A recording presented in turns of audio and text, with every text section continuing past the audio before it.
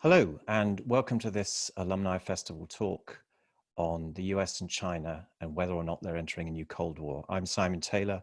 I work at Judge Business School at the University of Cambridge. Thank you very much for joining us today. So I'm asking a question here. Are the US and China entering a new Cold War?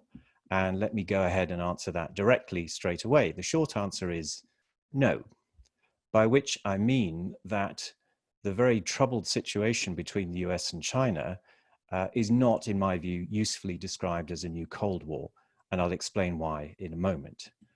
But that doesn't mean that we can relax. I think we are in a very dangerous situation, one that could get really very serious, not just for the US and China, but for the world as a whole, and I'll explain why.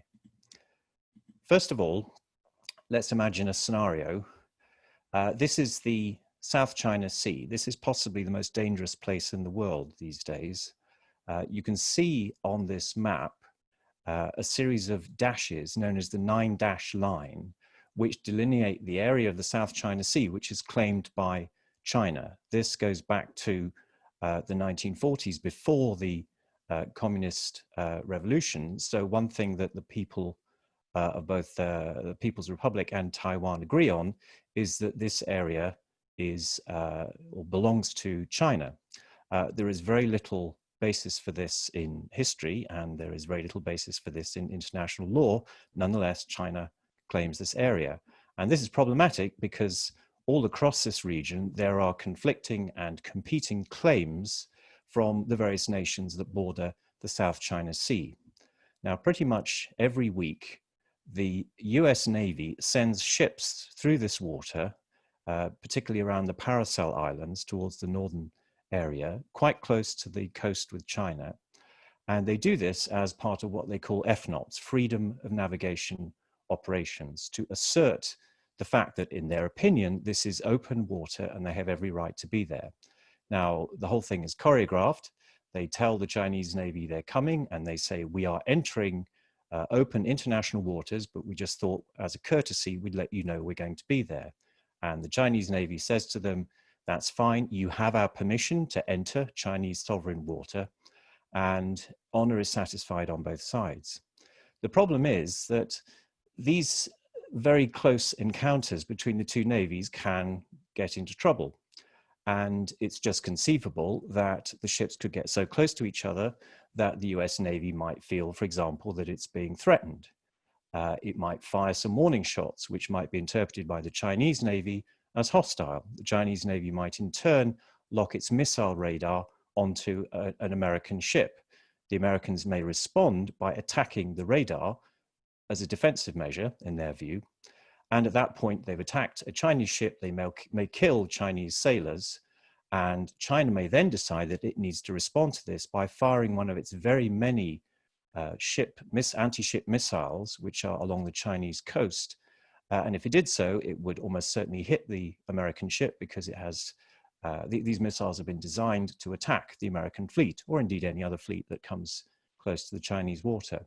At that point, the Americans may feel they have to respond, and they would respond probably by attacking the missile base on the Chinese mainland. Now, at that point, the US would have attacked the Chinese mainland and potentially killed Chinese people. I'm not going to take this scenario any further because that's already frightening enough.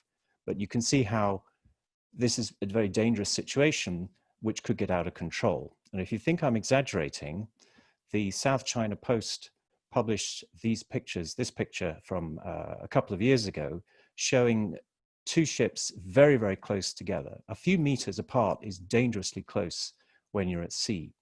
And it published another article just a few weeks ago showing that this kind of tension continues on an almost continuous basis. So it's a dangerous situation, and I think we should all be worried about it. I certainly am. Now, why am I interested in all of this? Well, I have been visiting China off and on for many years. I first stepped foot in mainland China from a visit in Hong Kong when it was still occupied by Britain in 1990. I stepped over the border into Shenzhen, which at that point was basically just a building site. And I've been going back to China ever since, mostly for business, but occasionally for holidays. This is an example of a holiday when I was visiting the Fujian Tulou. This is a World Heritage Site in the eastern province of Fujian. But I also have a strange kind of hobby, which is that I like to visit Chinese nuclear power stations. This is me visiting Daya Bay, which is near Shenzhen in southern China. This is me visiting a different site in Jiangsu province. And this is me visiting another reactor under construction in Guangxi Zhuang Autonomous Region. And the reason I do this is because my research concerns the British nuclear power industry. And as you may well be aware, the nuclear reactor currently under construction in Somerset at Hinkley Point is 1/3 owned by a Chinese nuclear company, which is why I thought it might be a good idea to learn about Chinese nuclear matters. In fact, these three reactors tell you something about the history of China's economic development, because the reactor on the top left was built entirely by the French company EDF for China 30 years ago. The bottom left one is a Russian design, but built by the Chinese, and indeed with additional features specified by the Chinese. And the third reactor at the bottom right is an entirely Chinese design under construction. And China has taken the best of designs from other countries entirely legally and entirely properly to build its own design. And this one at the bottom, the Hualong 1 reactor, is the one they hope to build in Britain, in Essex, in a few years' time. Although whether that happens, I think we have to wait and see. Now, in case you think I'm biased towards China, I'm also very attached to the United States. I've been going to the US off and on since 1984. Again, sometimes as a tourist, but quite often on business. This is a classic tourist shot in San Francisco. Here's me when I was on my sabbatical to MIT a few years ago, and I visited another university in Cambridge, Massachusetts, whose name for the moment escapes me. Now, a lot of people visit the US and they just visit the coastal cities, which are not very representative, it's fair to say, of the US. I also have family, I have relatives in Fredericksburg, Virginia, which is a very different part of the United States from San Francisco or Boston. Now, why do I think this is a different situation from the Cold War? Well, there are four key differences. The Cold War grew out of a previous conflict, and that had a great deal to do with how it developed. Secondly, it was largely an ideological conflict. It was capitalism versus communism. Thirdly, the whole thing was very much overshadowed by the threat of nuclear war and mutually assured destruction. And fourthly, the US and the USSR, the Soviet Union, had very little economic contact with each other. All of these things are different today. So the reason why the Cold War first started was essentially an argument about the division of Germany at the end of the Second World War, and in particular Berlin. You can see in the eastern part of the Red Zone, the Soviet zone of what became East Germany, Berlin was a kind of a microcosm of the rest of Germany in terms of there being four occupying powers, and there were very big differences between the Soviets on the one hand and the Allies on the other as to how Berlin and indeed the whole of Germany should develop, which became more and more hostile over time, to the point where Berlin became the flashpoint for really the Cold War. And at this point in 1961, when the East Germany formally took over East Berlin and ended the four-power agreement, and then of course started the construction of the wall, this is one of the points where the Soviet and American, or I should say the Soviet and Allied armies faced each other very close. And there could, several times, Berlin could have been the flashpoint for a real war. But of course, there wasn't a real war. That's why we called it the Cold War. What instead we had was two military alliances facing off against each other, but essentially fighting their wars by proxy. Now, these proxy wars were situations typically where there was a local dispute. Often it was a nationalist issue, but where the Soviets coming in on one side and the Americans coming in on another led to, in effect, a kind of proxy war where, of course, most of the damage was done to the local people. And these took place in many different parts of the world. In many cases, they took what was already a pretty difficult local situation and magnified it with often very tragic consequences, particularly in Indochina. But one of the reasons why these wars were proxy wars and why the Warsaw Pact and NATO never directly went to war against each other is because of the shadow of the bomb, the shadow of nuclear war, which we came very close to actually having in 1962. This is a photo taken during the Cuban Missile Crisis, when the Soviet Union put nuclear missiles on Cuba, just a few miles offshore from the United States.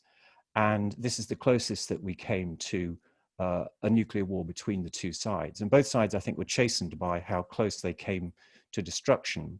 But in a strange kind of way, the threat of nuclear war did create a certain kind of brittle stability through the Cold War. It meant a lot of damage done in those proxy wars, but at least the two main sides were genuinely very fearful about getting into a real war. That's not to say that everything is fine. The number of nuclear warheads that the two sides have even now, although it's small compared with the past, is still quite sufficient for what is now Russia and the US to destroy each other completely in less than an hour. So the threat hasn't completely gone away, but it's not quite as tense as it was. Now, I argued that there isn't an ideological element, or at least not quite so much. A lot of people would say, well, surely China is communist, and therefore the relationship between the US and China today is similar to the what it was in the Cold War with the Soviet Union. Well, it's true that in the early years, when Mao became the new leader, or the leader of the new China with the revolution in 1949, he was very closely aligned to the Soviet Union, and he was quite happy to take the leadership of the communist world from the Soviet Union, from Stalin in particular. But after the death of Mao, things really changed. This is a fascinating book that tries to explain how from 1978, so 2 years after the death of Mao Zedong, how China changed its economic policy and took several hundred million people out of poverty. It's a remarkable achievement. And the author describes this as directed improvisation, which is a combination of two things. Firstly, it's a highly pragmatic approach. And secondly, it was about the central government in Beijing essentially laying out broad goals and leaving it up to the individual provinces and cities to figure out how to do it. And they did it in different ways, but the point was it was highly pragmatic, and it involved bringing in the market and bringing in the private sector, because it was clear that that was the only way that it was going to work. And this was built on the very early reforms that happened after the death of Mao, which essentially amounted to farm workers and peasants starting to trade with each other against the law, and the central government simply not arresting them, allowing this very limited amount of private trading to take place, which in turn produced a dramatic change in agricultural production and ultimately led to this remarkable economic achievement. And this story is told in a book by the distinguished American economist Nicholas Lardy, who's been studying China for many, many years. And he sums it up in his book of 2014, Markets Over Mao. That's to say, essentially, it was the growth of the private sector which really drove economic growth.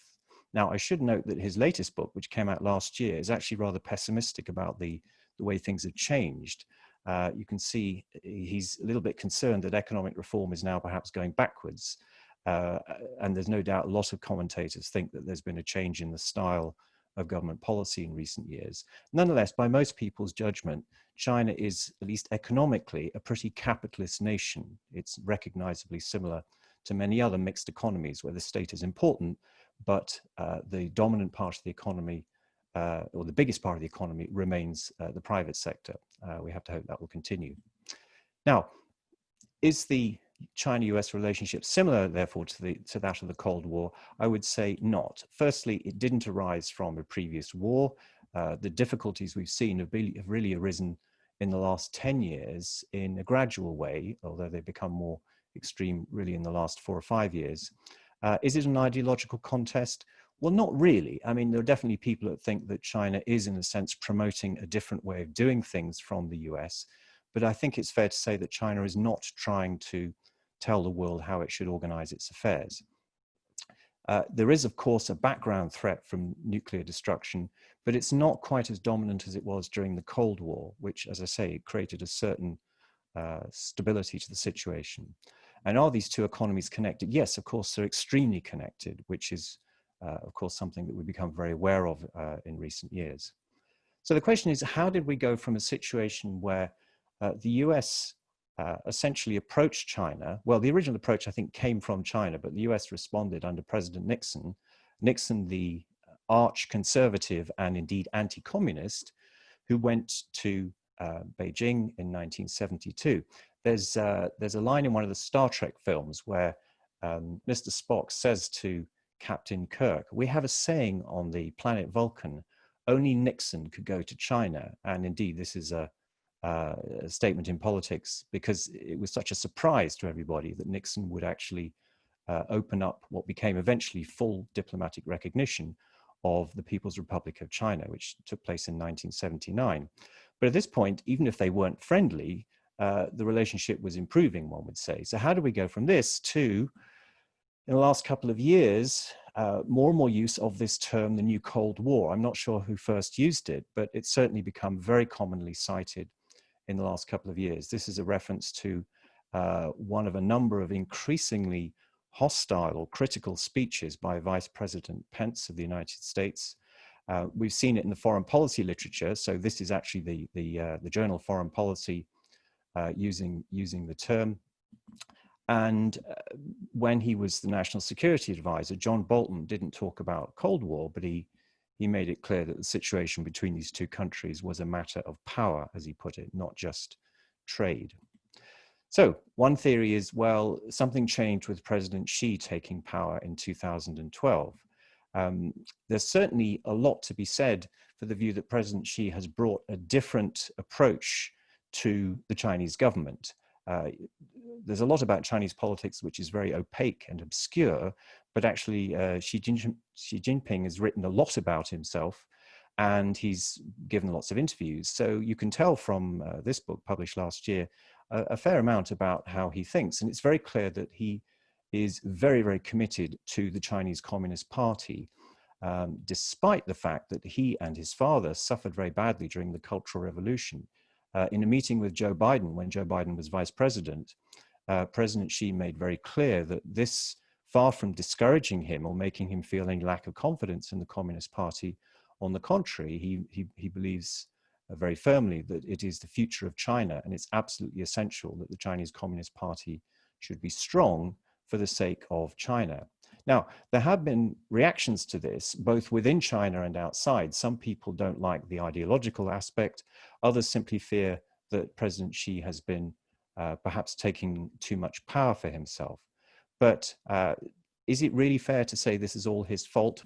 Well, one way of looking at it is to say, well, what is he actually trying to achieve?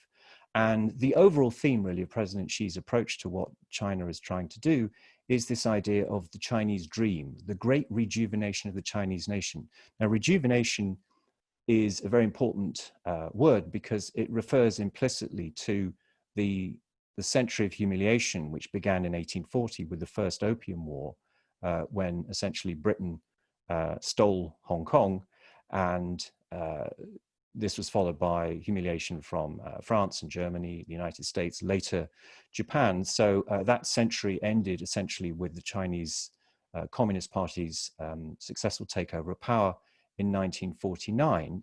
And the goals that have been set are essentially material ones. So 2021, which is the 100th anniversary of the founding of the party, the goal is to become a moderately well-off society. And largely that means making sure that poverty has been pretty much abolished, which is largely underway. And the other goal is by 2049, the 100th anniversary of the revolution and the new China, is to become a fully developed nation, whatever that means. Now, this relationship between the US and China under President Xi started off quite well. There was a broadly hopeful summit that took place with President Obama in 2015. It's interesting that Obama's statement at that time referred to cybercrime and cyber threats. And I'll just read this out. "I raised once again our very serious concerns about growing cyber threats to American companies and American citizens. I indicated that it has to stop." Now, if this is what he said in public, you can imagine what he said in private. I think President Obama, and indeed a large part of the American corporate sector, were really pretty angry with the continued cyber theft and the theft of intellectual property that was going on. And President Xi promised it would stop. However, a couple of years, or in fact, it was just a couple of months later, China launched this program, Made in China 2025, and the evidence was that the cyber theft did not stop. And increasingly, American companies and the American government started to worry that this attempt to accelerate China's development, particularly in high technology, was going to be in part at the expense of American intellectual property theft. And everything got that much worse when President Xi abolished the term limits, which had been in operation in the previous 20 years, in effect allowing him to stay on as president indefinitely. Whether he will remains to be seen. Now, if you look at the US military and the CIA or the FBI, they have no doubts. So 3 years ago, the US said publicly, the US government, the US Army said publicly that China will be the greatest threat by 2025. The FBI made this interesting statement about the whole of Chinese society being a threat to the US. So this is not just a military threat, it's in some sense, they're concerned about Chinese influence in the whole of American society. There's a whole concern about influence in American universities, for example, not just American, I should say.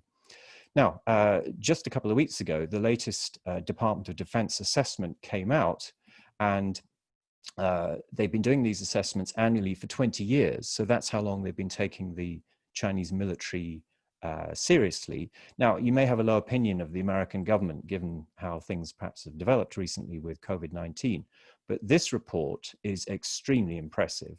The Department of Defense is a very professional organization, and you may not necessarily like what it does, but it has some very, very smart people. So this is a very thorough report with no evidence that I can see of ideological contamination. It's just a sober, calm assessment.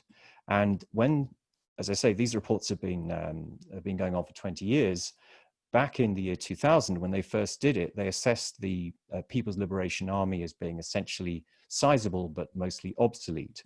The latest report, just from a couple of weeks ago, announces that they believe the PLA's objective is essentially to be a world-class military by 2049. And I've added the emphasis here. It is likely that Beijing will seek to develop a military by mid-century that is equal to, or in some cases superior to, the US military. And that's clearly what they're worried about. Now, from the Chinese side, there is a reasonable point to be made that perhaps the US is being a little bit hypocritical about all of this. So if we go back to the South China Sea, you might perhaps say, well, what exactly is the US Navy doing just a few miles off the coast of China? And of course, this is the, if you like, global policeman role that the US has had really more or less since the late 1940s, when the US set up and to a large extent has been policing the rights-based liberal order, as it's sometimes referred to, which is largely about protecting the world for free trade. And even though free trade has taken a bit of a setback recently under President Trump, the commitment remains, for the time being at least, that the US will ensure the freedom of the seas around the world. Now, they basically therefore assert that they have the right under international law to go up to 12 miles out from the Chinese coast. But what do you think would happen if the Chinese Navy approached 12 miles from the US coast? Now, we know that that's something that the Americans wouldn't like, because they've been saying that for nearly 200 years.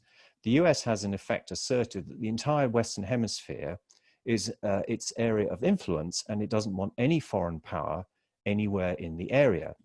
In 1823, President Monroe declared what later became known as the Monroe Doctrine, which basically was intended to keep the Europeans out. At that time, they weren't even thinking about Asian powers. And the idea was that the Europeans should stay out of the entire region. And there were a number of times when the Americans acted on that to make sure that there could be no interference in the Americas, so not just North America, but South America as well. So by that criterion, if you apply that to China, China would have an equal right to say, well, why should the Americans or indeed anyone else be sailing into our backyard? And something that's happened in recent years, which is also, let's say, antagonize the United States, or they've chosen to be antagonized by it, is perhaps the biggest foreign policy program under President Xi, which is the so-called Belt and Road Initiative, which is really a complex and, in many respects, not entirely well-defined program to build infrastructure and to extend trade links between China and really the whole of Eurasia, as well as parts of East Africa. Now, from a benign point of view, this is just reasonably sensible policy. It's a mixture of transportation links, oil pipelines, gas pipelines, all of which in principle benefits not just China, but the other countries concerned. However, it could also be seen as some kind of attempt to achieve dominance of the whole Eurasian landmass. And that plays back to an old idea in geopolitics that goes back to the early 20th century, that if any one nation dominates Eurasia, then in effect it dominates the world. I don't think that's China's goal, but a lot of American commentators see it that way. Now, there is a certain track record here. The US has worried before about falling behind. The US was shocked in 1957 when the Soviet Union launched the world's first satellite, Sputnik, partly because it showed that the Soviet Union could therefore fire a nuclear warhead anywhere into the United States, but also showed that they were ahead in at least some aspects of technology. In the 1970s, the US got very anxious about the commercial and industrial threat from Japan, particularly in the auto sector, culminating in President Ronald Reagan signing a so-called voluntary export restraint in 1981, although it wasn't really voluntary. And at that time, the US and many American companies were convinced that it was all going to be a Japanese future. This book, Japan as Number One, was a bestseller in 1979. However, you can still buy it, but clearly people aren't quite so worried about Japan being number one as they used to be. Even from within the US, there have been people who predicted that the US has reached some kind of limit, some kind of imperial overstretch. Paul Kennedy, very distinguished and very interesting professor of history, wrote this book in 1987. And he essentially said that the US should manage its relative erosion of its position rather than simply allow it to kind of collapse. Now, unfortunately for him, this was 2 years before, in effect, the end of the Cold War and the period when the US became the unchallenged major power in the whole world. So, of course, people said, well, he was wrong. Arguably, he wasn't so much wrong as just about 20 or 30 years early, because a lot of people think this is, in fact, the reality today. Now, is this time different? Well, one reason for thinking it's different is that this is the first time that another country realistically could overtake the US in terms of the size of the economy, of GDP. If we look at GDP per head, we can see here that China is still a long way behind the United States. This is a logarithmic scale, which means that the slope of the line effectively shows you the growth rate. And you can see that the US, although it's the richest country, or at least the richest overall of the countries shown here, the growth has slowed down in recent years. Thailand and China show countries that are continuing to grow fast. There's no rule of economics that says that China cannot catch up with at least South Korea, if not the US. And of course, it has a much bigger population. That would imply that China's economy would be far larger than the US, and indeed larger than the US and Europe put together. And from the Chinese point of view, if you take a 1,000-year perspective, this is simply going back to business as usual. The period of history when European powers and their offshoots, which includes the US, Canada, Australia, and so on, the period when those countries pulled ahead because of the Industrial Revolution is arguably just a blip. And if other countries can learn to do things as well as the advanced economies, and the evidence is that they can to some extent at least, then we should go back to a situation where if you have a large population, you have a large economy, and that suggests that China and possibly India will catch up with and overtake the United States. Now, if you look at the way GDP is normally calculated using market exchange rates, the US still has a larger economy than China. Its share of global GDP is falling, but it's still around about 20%.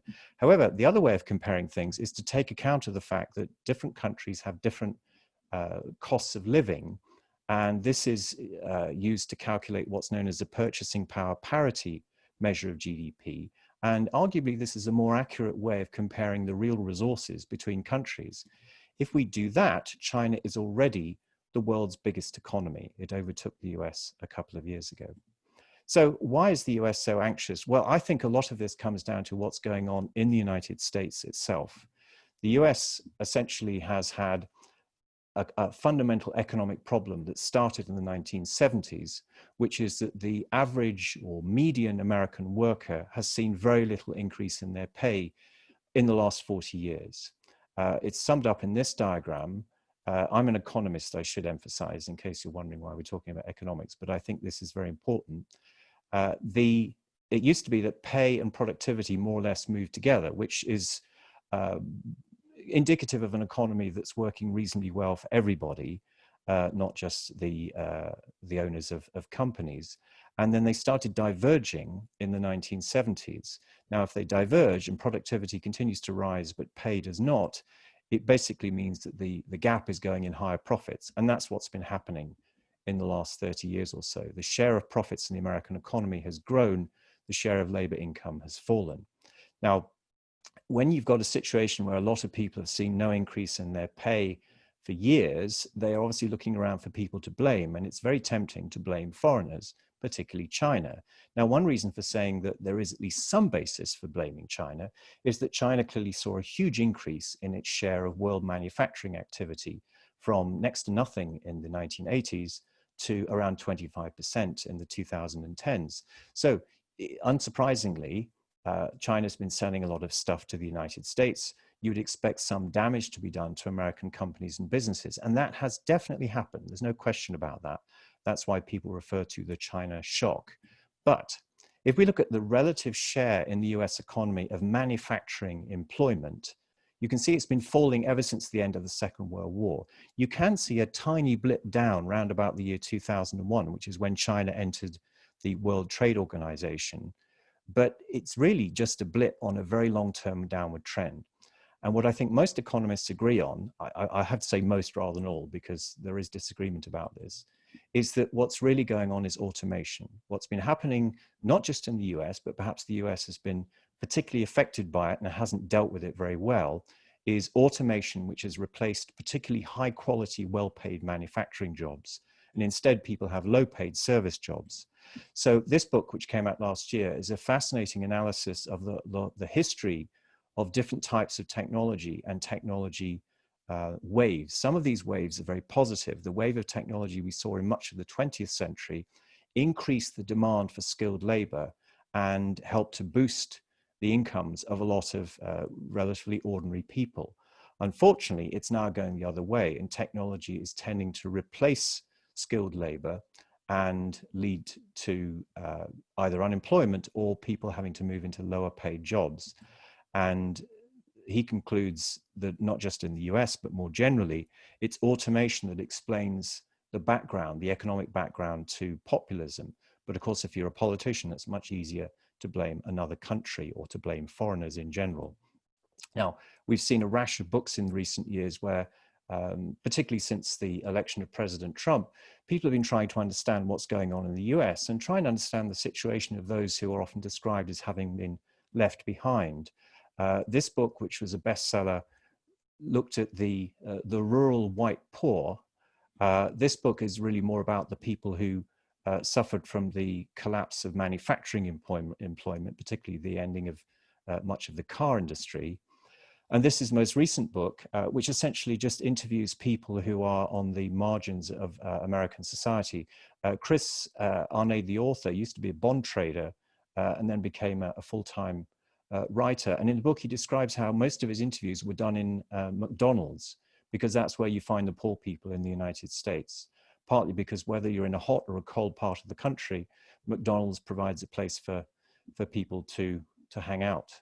All three of these books are very readable and frankly, I think quite literally make you weep. And to sum it all up, Peter Temin, a very distinguished American economist, has described how the middle class is being hollowed out by a combination of things, but in particular by rising automation. So this brings us to the point where the US is in some kind of difficulty, facing its own economic and let's be honest, cultural problems. China is a rising power. And the question is, are they therefore on a collision course? Now, this idea of the Thucydides trap, which refers to the author of a history of the Peloponnesian War, which took place between Athens and Sparta in the 4th century BCE. This idea was put forward by the Harvard professor of history, Graham Allison. He wrote an article in 2015 where I think there was a question mark at the end of the title. By the time it was turned into a book, the publishers obviously thought it would be more dramatic to take away the question mark. So we just have destined for war. Now, he actually doesn't say that there is necessarily going to be a war, but what he's referring to is what was argued in the case of Sparta and Athens was that Sparta was the incumbent and established city-state power. Athens was the rising power, and it was the challenge from the rising power that led to war, which was disastrous for both cities. He cites various examples in history where this has happened. Britain and Germany ahead of the First World War is another example that fits his theory. He also points to examples when it hasn't happened. So it's no kind of iron law. Indeed, there are very few iron laws in history, and many historians don't like this way of thinking. So this book has been criticized, but it's also stimulated a great deal of thinking. It's definitely been widely read in Beijing and possibly in Washington, D.C. as well. Now, the Brookings Institution, which you may be familiar with as one of America's leading think tanks, commented on the threat of a new Cold War just a few weeks ago. And the two things I've highlighted here in bold are the risk of a military conflict, which I've already referred to, but also a risk of fracturing the international community on issues on which there should otherwise be widespread cooperation. Now, I completely agree with that. And the reason I agree with that is that I think the biggest threat facing us is climate change. And climate change is unlikely to be solved without the US and China collaborating. Why? Well, China is the biggest emitter of emissions currently by quite some way now. But if you take cumulative emissions, it's the US. So you can either look at this as, you know, who's to blame. More constructively, both of these countries have a very large role to play. And it's in their interest to do so as well. China is very badly exposed to climate change, partly because many of its cities are on the coast, and rising sea levels, as predicted by this report from Climate Central, will threaten, and already are threatening, many of these cities, particularly Shanghai, which is on a big low-lying delta, as are many of the world's great cities. China gets its water from the Himalayas, and the melting of the glaciers there will produce first a lot more water and then a lot less. And China already has a shortage of fresh water. So China really has a serious threat coming from climate change. But so does the US. This is a study looking at rising temperatures across the world. And you don't need to worry about the units. You just need to know that blue is good and red is bad. And if you look at the 3-degree scenario, and 3 degrees is currently absolutely in line with where the world is headed, you can see a large part of the US is very red. And this threatens food production. It threatens the viability of large parts of the southern parts of the US. And you'll be familiar with what's been going on in the west of the US just this summer in terms of wildfire.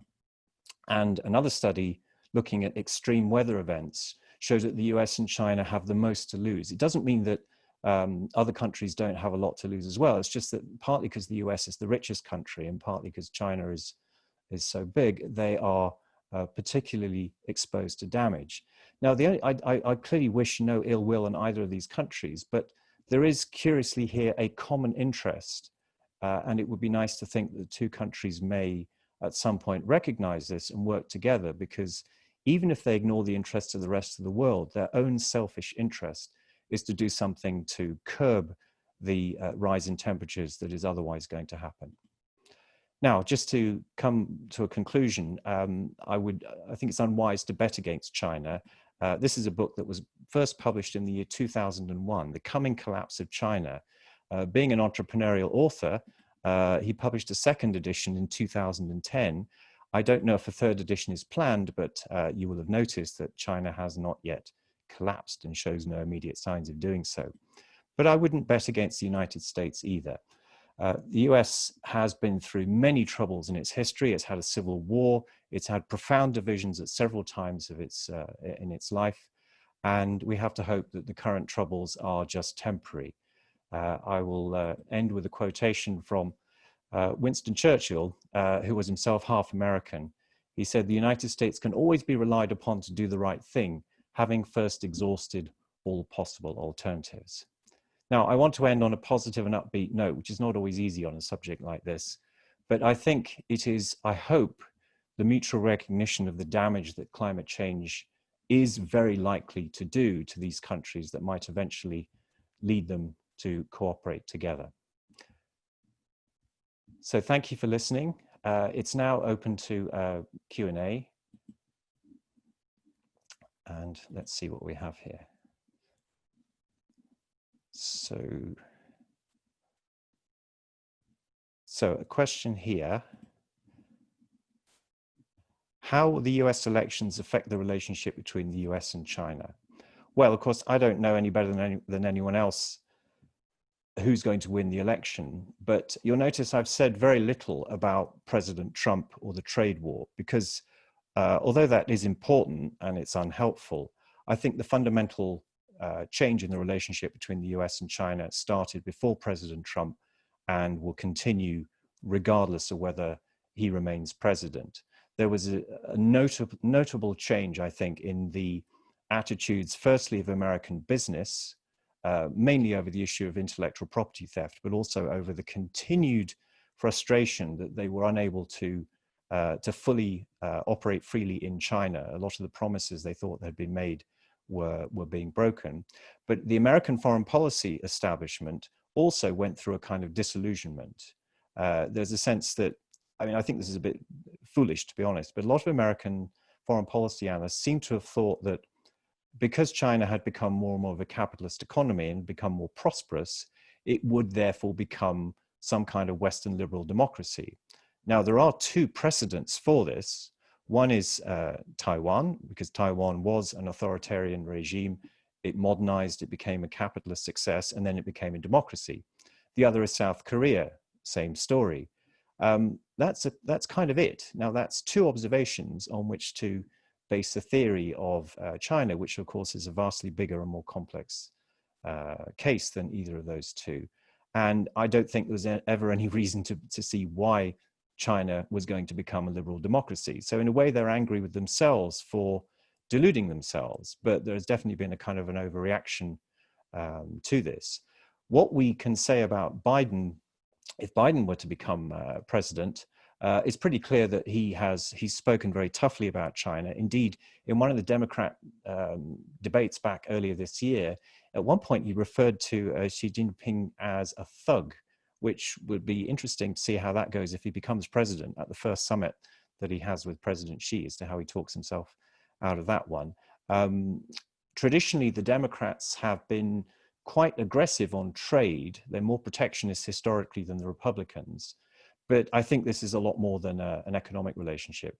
I think the key difference that we might expect from President Biden is that although China is unlikely to be top of his list of things to do, he will almost certainly build more of a coalition of other nations around the world, which is something that Trump has done the complete opposite of. There are a lot of countries that have, let's say, complaints or issues with China. And China in the last year in particular has managed to get itself in a position of having antagonistic relationships with the EU, the United States, Canada, to some extent Japan and South Korea, because that's almost a permanent state of affairs, Australia, and it's also got a permanently difficult relationship with Vietnam and the Philippines, partly because of those arguments over the South China Sea. It's not clear to me that that's a sensible thing for any nation to do, because if those countries all start operating together, although China is a very big and strong, powerful country, nonetheless, a Biden-led coalition of those countries could potentially make life difficult for China. So whether that will happen, whether it will change China's behavior, I don't know. But I don't think that this fundamental antagonism between the two countries is going to change if there's a change of president.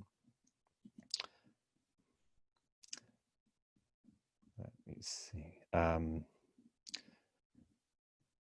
Now, Graham Walker, you say, let me ask this. You say China made the first move to open with the US. I thought the standard narrative is that Kissinger advocated the opening in order to counter the Soviet Union. What is the evidence that China made the first move? Well, I believe the story is that China sent an invitation to the United States, inviting the president to visit, which was clearly not made public at the time. What was surprising was that Richard Nixon, as president, decided to accept it, and he sent Kissinger along to smooth the way. The reason why Nixon wanted to create some kind of relationship with China was indeed to balance the threat of the Soviet Union. I think the evidence is that Richard Nixon never really expected China to become, in any sense, a permanent American ally. He simply wanted to have the communist world divided. And he also believed that the US was coming to the end of its period of dominance, and it made sense to start managing relationships with the other great nations of the world. So in a sense, it doesn't matter who began this process. I think it was a very constructive process, and it certainly made sense. But Richard Nixon's view of the world was very different from the subsequent president, President Reagan, who very much believed in America being the strongest nation. He was much more like President Trump in that respect. And indeed, the public were with him on that. Richard Nixon's view, in a sense, was seen as slightly defeatist. And even though arguably in the long run, it was the correct one.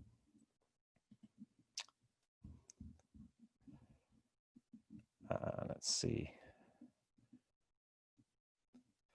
Now, a question perhaps of interest to our British participants here. So the conflict between the US and China is not going to go away, whoever gets elected to the White House.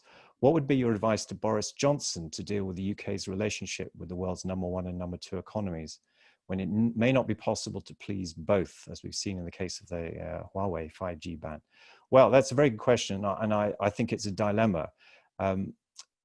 The position of the UK outside the EU is that we are no longer part of what is one of the big three economies of the world. If you take the European economy as a whole, or take the EU as a whole, with the UK, it's roughly the same size as the US and Chinese economies, and it has real clout in terms of trade.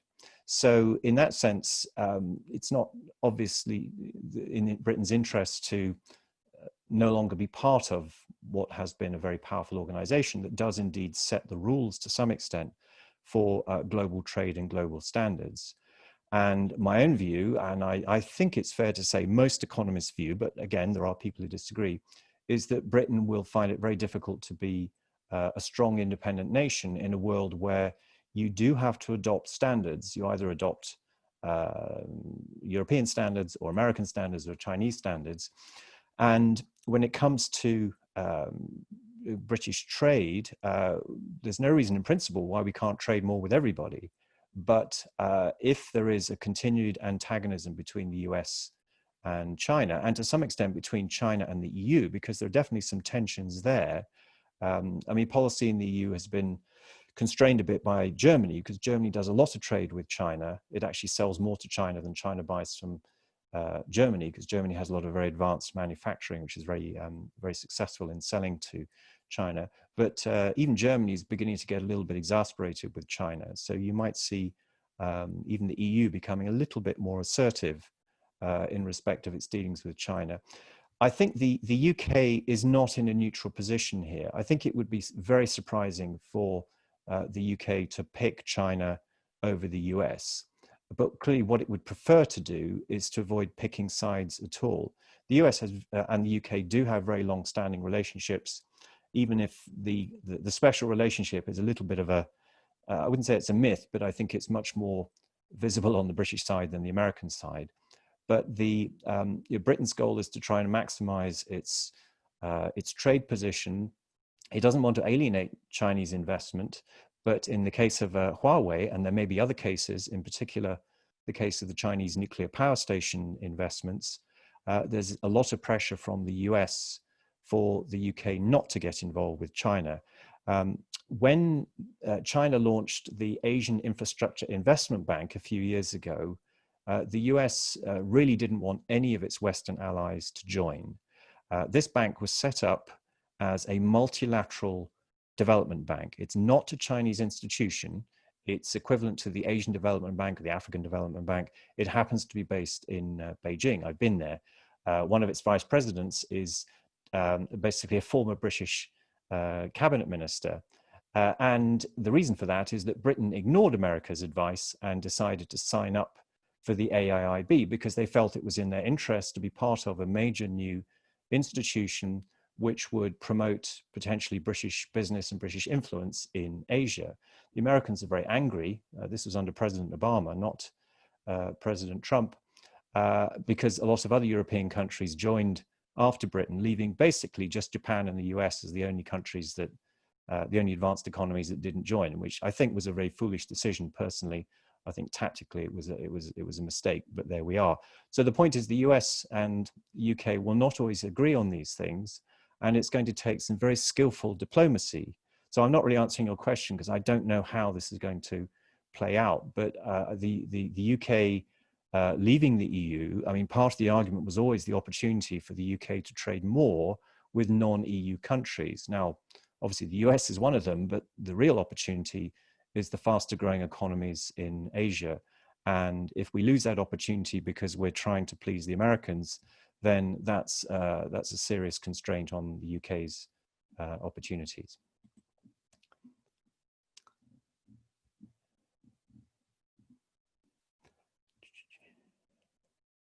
You talked about proxy area. Oh, sorry, let me just put this up. You talked about proxy areas where tensions between the USA and the USSR played out during the Cold War.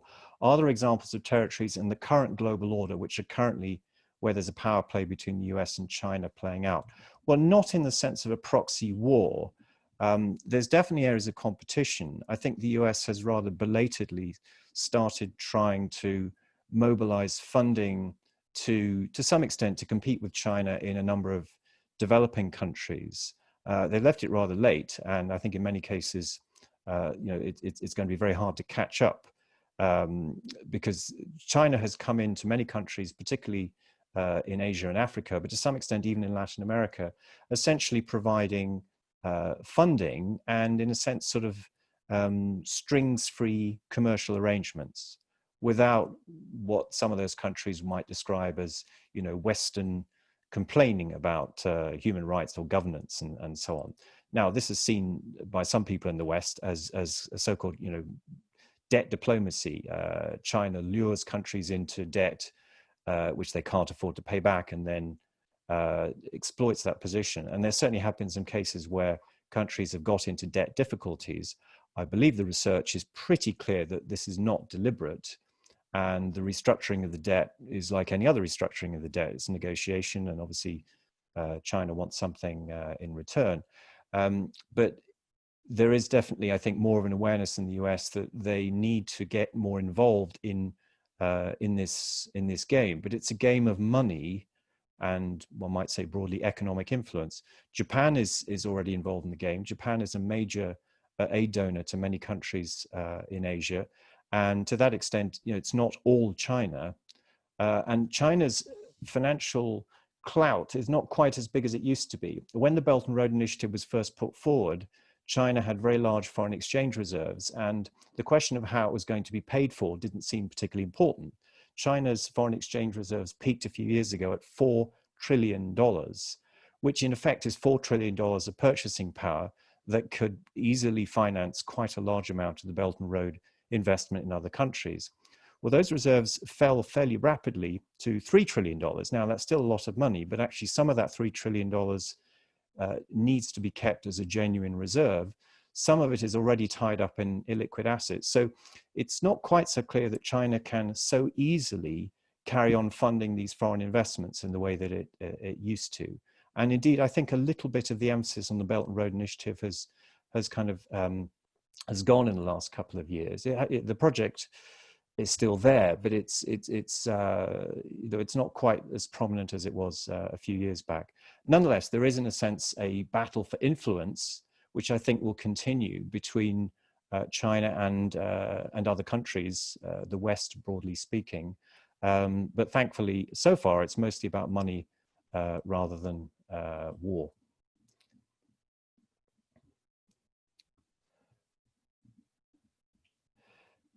Okay, what do I think of the argument that Chinese demographics, consequences of the one-child policy and aging population mean that China may be weaker internally than generally appears?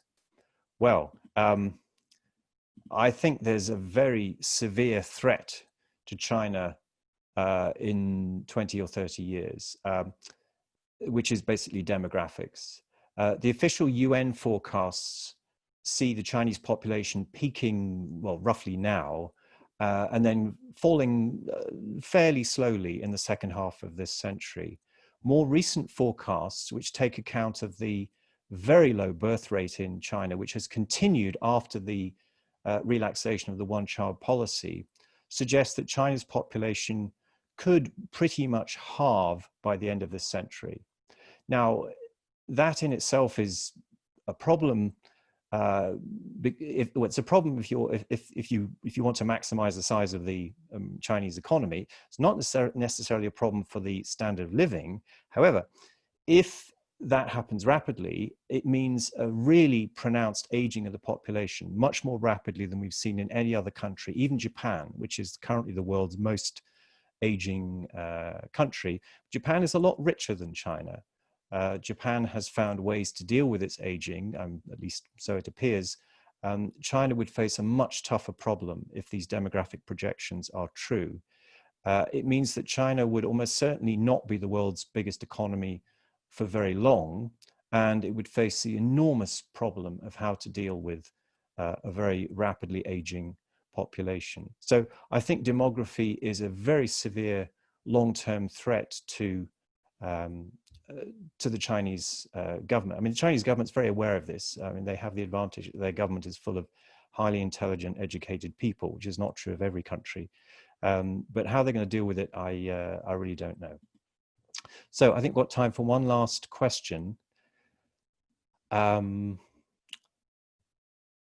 let's pick this one. So I've not mentioned the struggle between US and China about technology power. Would I comment more on that? Well, it's partly because I think people tend to sort of ask questions about, well, who's going to win the battle on, for example, AI, artificial intelligence?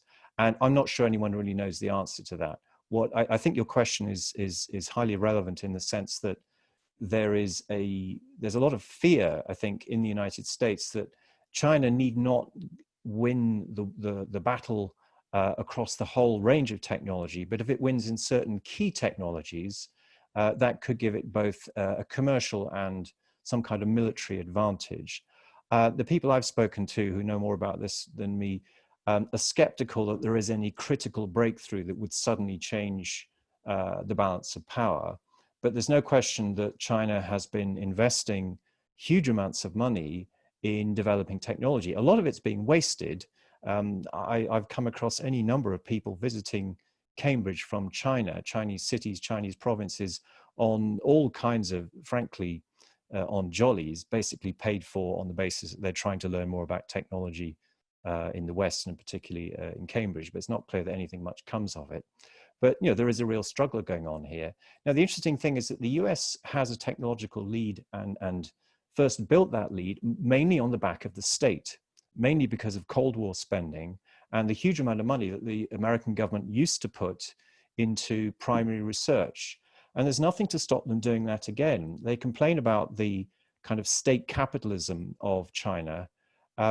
Well, why not just copy it?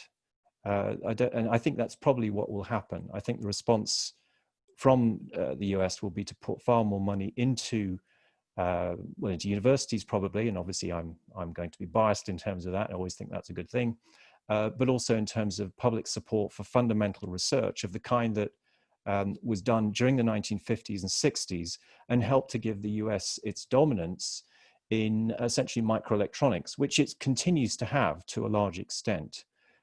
Even Google's algorithm started with funding from the United States government. So there's a precedent there, and the US actually simply needs to rediscover its roots. So in that sense, technological competition could be a good thing if it promotes more rapid learning that hopefully will solve some of the many severe problems that the world faces. So as that's the final question, I'll try and end on that broadly optimistic note. So that concludes the presentation today. I hope you found this interesting and helpful. We're going to, as I say, put this recording on the YouTube channel shortly. And for those people who couldn't watch it, particularly if you're based in China, where the timing is probably not ideal, I hope that they'll have a chance to watch it later on. So thank you all very much for taking part. Thank you for your questions. And I hope you all have a good weekend. Goodbye.